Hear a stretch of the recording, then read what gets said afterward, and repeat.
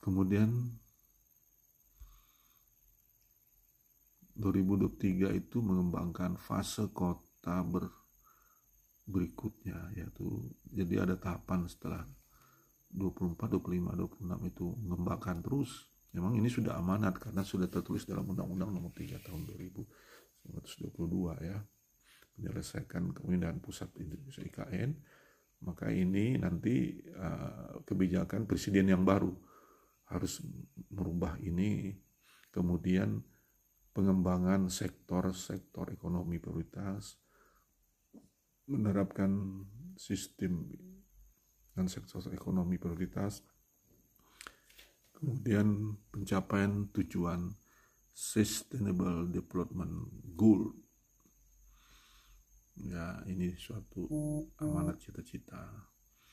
Kemudian juga 3545 itu atau pembangunan menyeluruh infrastruktur ekonomi di 3 kota, percepatan pembangunan, memperluas pengembangan kota, yaitu termasuk kota-kota penyangga ya, menyelesaikan konektivitas antara dan dalam kota, sustainable FDI nomor 1 untuk sektor-sektor ekonomi prioritas di Indonesia. Kemudian 5 besar destinasi utama Asia Tenggara sebagai talenta global, mendorong jaringan utilitas untuk berkelanjutan dengan mengimplementasikan ekonomi sirkuler, mengembangkan pusat inovasi dan pengembangan talenta.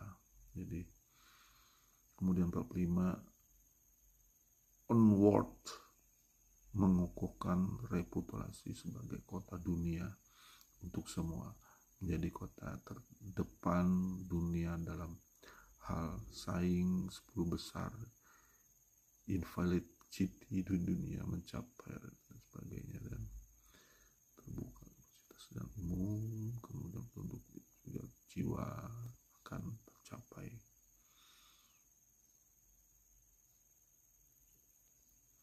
Kemudian pemindahan IKN, membangun kota pemindahan yang efektif, diupayakan memproses. Jadi simplifikasi proses bisnis, penyederhanaan proses bisnis urusan pemerintah. Nah, ini perlu. Sekarang IMB aja susah, mahal, jadi harus penyederhanaan bisnis dan urusan pemerintah.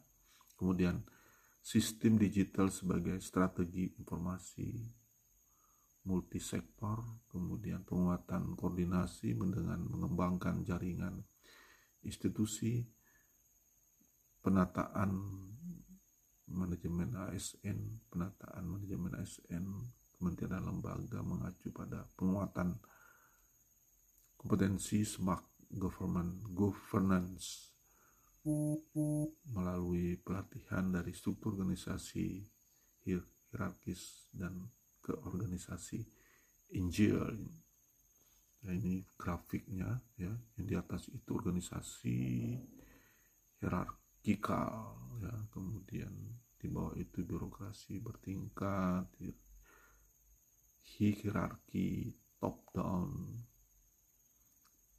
silos, struktur sumber kementerian, kemudian mencapai kepemimpinan yang mampu mengarahkan dan mengembangkan, kemudian organisasi Agile dan fokus pada aksi bukan kota dan sebagainya, kerja tim yang bertanggung jawab dan berhasil dikehendaki dan sebagainya.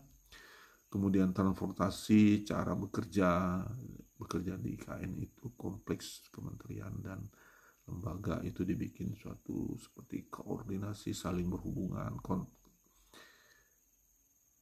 Nah, ini seperti ada pedestrian ya, bridge, artinya itu terkonektivitas ya. Jadi gedung-gedung ini saling berkonektivitas sehingga saling terhubung ya kan.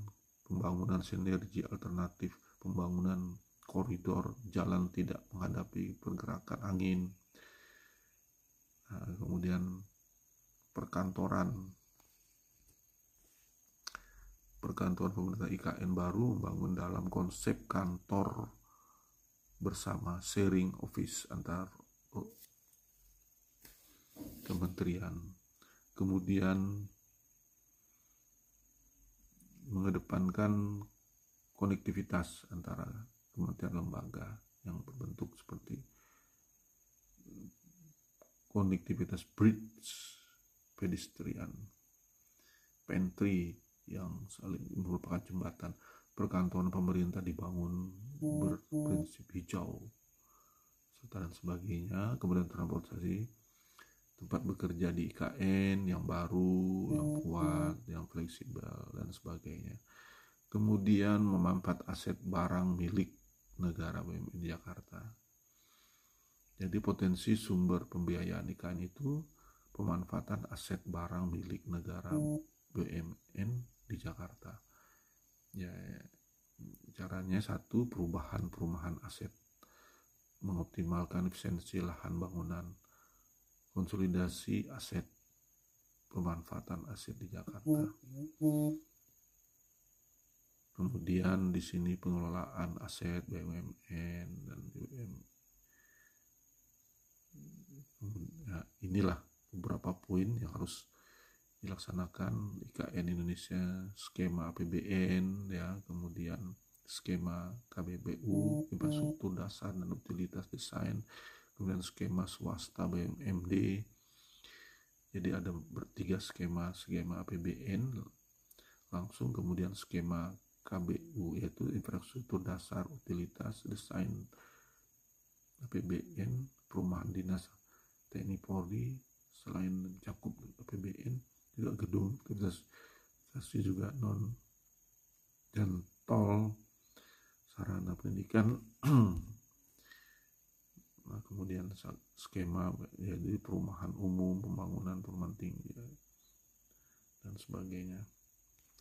Jadi itu yang bisa saya sampaikan Bapak Ibu sekalian. Jadi mudah-mudahan ini kita jaga sehingga ini bisa berkelanjutan, karena pembangunan IKN ini bukan merupakan kebijakan suatu presiden, tetapi ini merupakan undang-undang, karena telah ditetapkan undang-undangnya nomor 3 tahun 2022 ya, ditetapkan dari hasil sidang DPR sejumlah 93% tingkat kehadiran DPR. Jadi ini sudah ditetapkan jadi peraturan, sudah disetujui DPR, kemudian presiden menjadi peraturan pemerintah dalam bentuk undang-undang. Meskipun siapa yang menjadi presiden harus segera diwujudkan dari desain dan visi misi negara Republik Indonesia. Sekian dari saya, Dr. Insinyur Frederick Bit, MSI.